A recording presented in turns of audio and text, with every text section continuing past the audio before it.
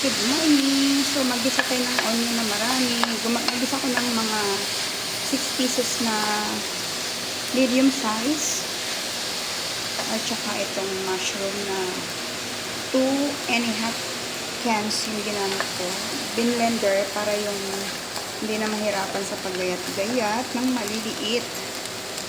So, ang ating pinakatimpla lang nito is itong Turkish, yung container namin na Turkish Magic at saka yung ating chili powder.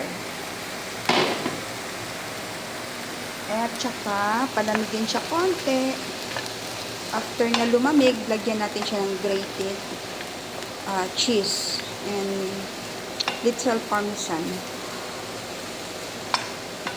At saka before gumawa kami nito, may halo siyang pwede siya haluan siya ng corn in can, yung corn kernel. Pero yung alaga ko kasi ayaw niyang kumain ng may mais.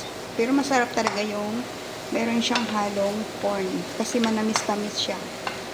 Pag naluto na siya, kinagat mo siya kasi sambusa yung anuhin nito, sambusa.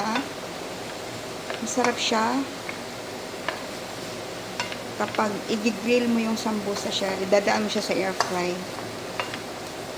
Masarap din naman siya for fry in oil.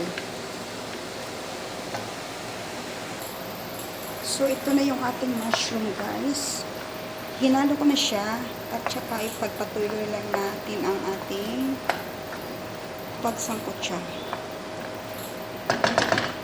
So, naglagay na ako ng konting Turkish powder.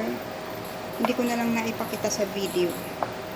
At saka ang ating konting black pepper at saka ang ating konting chili powder. Pwede rin kayo maglagay ng chili flakes, guys, kung gusto niyo ng medyo manghang-anghang. Kasi masarap siya kung medyo chili. Hindi siya boring kainin. So, after nito, palalamigin natin siya. So, after lumamig, lagyan natin siya ng grated cheese.